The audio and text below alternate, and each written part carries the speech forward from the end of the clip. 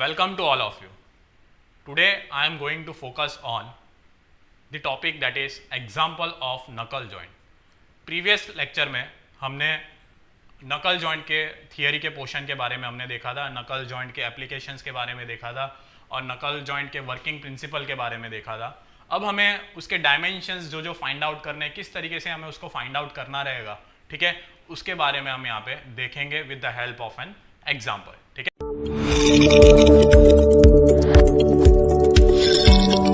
देख सकते हो, ठीक है, ये 2D डायग्राम ऑफ नकल जॉइंट है. ठीक है, तो यहाँ पे हमें अलग अलग डायमेंशन है, दैट इज डी है, D1 है, L2 है, L1 है. इसके जो भी यहाँ पे आपके डिनोमिनेशंस है वो हमने प्रीवियस लेक्चर में देखा था. ठीक है, D1 को क्या कहा जाता है, D2 को क्या कहा जाता है, ठीक है, L1 को क्या कहा जाता है, T1 क्या है, T क्या है. ठीक है, तो ये चीज़ आपको याद रहनी चाहिए.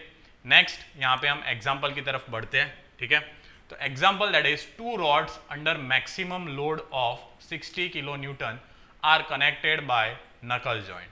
Determine the rod diameter and thickness of I from the following allowable stresses. ठीक है, हमें यहाँ पे क्या कहा गया है कि 60 न्यूटन का 2 रॉड पे लोड लग रहा है. ठीक है, उसके मदद से हमें यहाँ पे रॉड का diameter and thickness of I, ठीक है, वो हमें यहाँ पे फाइंड आउट करना रहेगा. ठीक है, that is rod diameter is D and that is thickness of I is that is T. ठीक है, तो यहाँ पे जो अलाउबल स्ट्रेसेस जो है, यहाँ पे अलाउबल स्ट्रेसेस कौन कौन से है, that is sigma T that is equals to 85 newton per mm square, sigma C that is crushing stress that is equals to 65 newton per mm square and tau that is equals to 55 newton per mm square. This are the given data.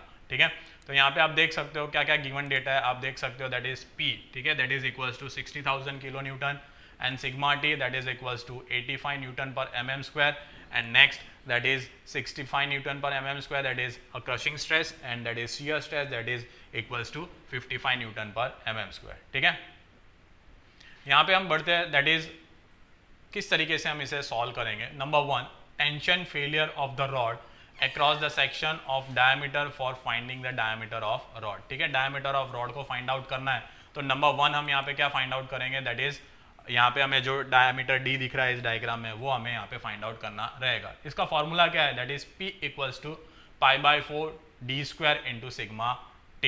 ठीक है, this is the equation. Okay, तो यहाँ पे आप देख सकते हो. ठीक, नेक्स्ट हम यहाँ पे देखेंगे, दैट इज उसमें जो वैल्यूज है, that is force, that is 60,000 newton. ठीक है, that is equals to π/4 into D square into sigma T. Sigma T की वैल्यू क्या है यहाँ पे 85. ओके, तो यहाँ पे आप देख सकते हो दैट इज D स्क्वायर. अगर इसको सॉल्व करोगे तो उसकी वैल्यू क्या आएगी, दैट इज D स्क्वायर. तो D स्क्वायर की वैल्यू क्या आएगी 898.75. ठीक है, तो उसको अगर डायमीटर ऑफ रॉड निकालना है तो हम इस वैल्यू का हमें क्या करना पड़ेगा, स्क्वायर रूट करना पड़ेगा. ठीक है, तो इसको स्क्वायर रूट करोगे तो आपकी वैल्यू क्या आएगी, दैट इज 29.97. ठीक है, that is equals to approximately 30 mm. तो that means diameter of rod equals to that is 30 mm. Okay, तो आप यहाँ पे देख सकते हो कि यहाँ पे जो स्पिगॉट का डायमीटर है, ठीक है, सॉरी, दैट इज यहाँ पे जो नकल सिंगल आई का जो डायमीटर है रॉड का, ठीक है, that is equals to 30 mm. Okay,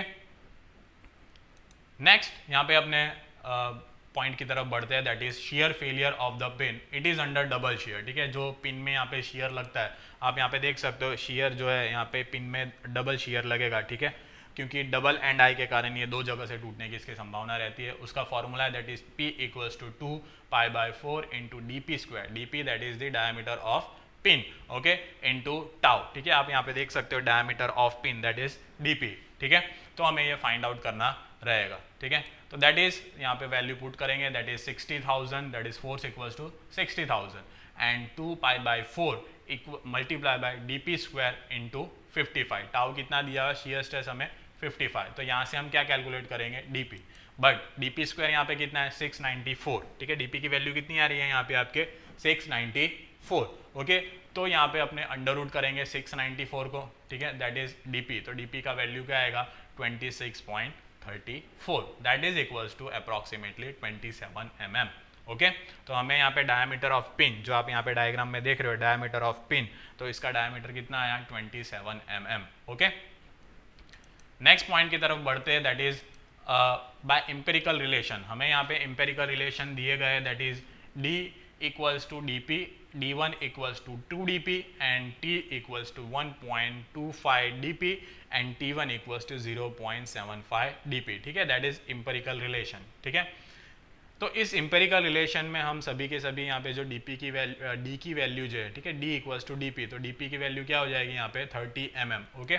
तो diameter of rod equals to diameter of pin लेंगे हम, ठीक है। तो हमें यहाँ पे diameter of rod equals to diameter of pin कर देंगे, that is equals to 30 mm, that is diameter of rod, ठीक है।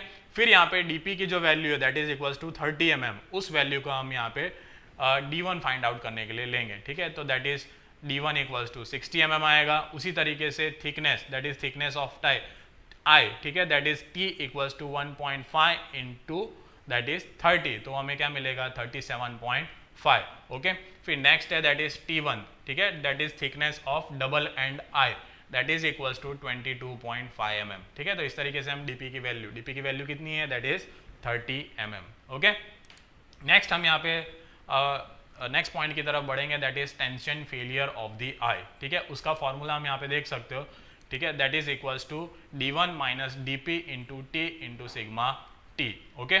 तो यहाँ पे आप देख सकते हो D1 जो है, ठीक है, that is outer diameter of the eye, ठीक है, and DP is the inner diameter of the eye, ठीक है। तो यहाँ पे D1 minus DP into T क्या है यहाँ पे thickness of the I, okay, into sigma T, ओके।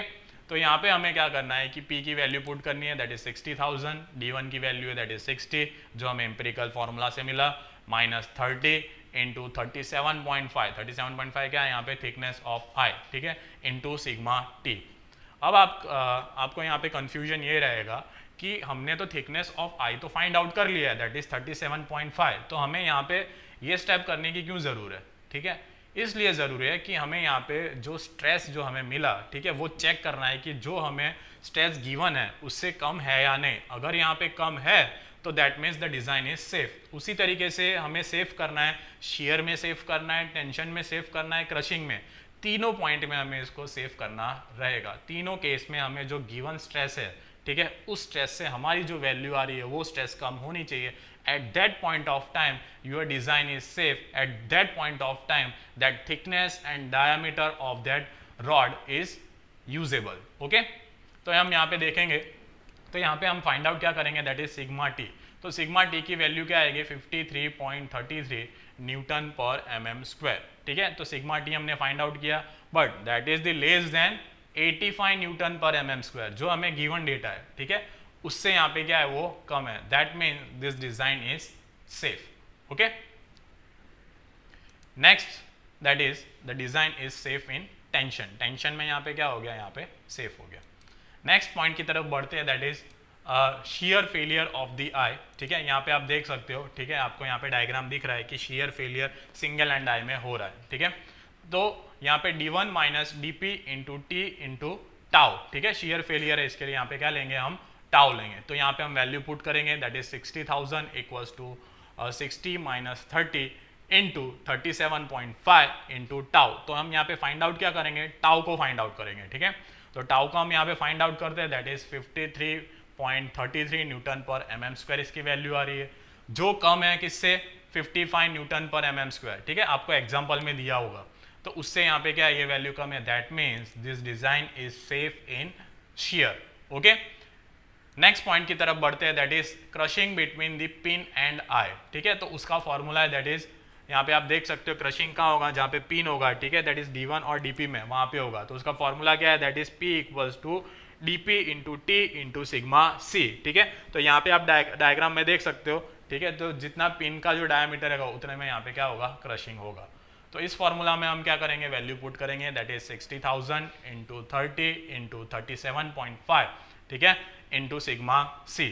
तो सिग्मा C की वैल्यू क्या है वो हमें फाइंड आउट करनी है, ठीक है, और चेक करना है कि जो गिवन स्ट्रेस है उससे कम है या नहीं, ठीक है। तो यहाँ पे हमने सिग्मा C निकाला, उसकी वैल्यू क्या है यहाँ पे 53.33, that is Newton per mm square, that is less than that is 65 newton per mm square, that means this design is safe in crushing also, ठीक है।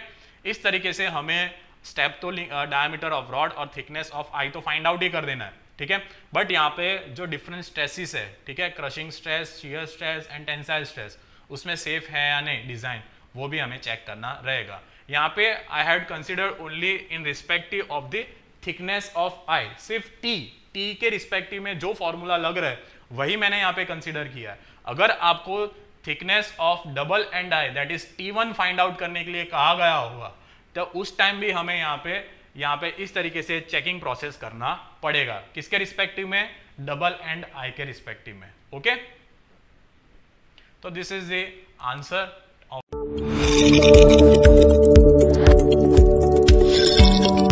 Next that is important questions. आप देख सकते हो यहाँ पे इंपॉर्टेंट क्वेश्चंस है, ठीक है। इसको सॉल्व करने का ट्राई करना, ठीक है, और आंसर देने का यहाँ पे ट्राई करना। इसकी लिंक जो है यहाँ पे डिस्क्रिप्शन में दी गई है, ठीक है। Thank you very much. Okay.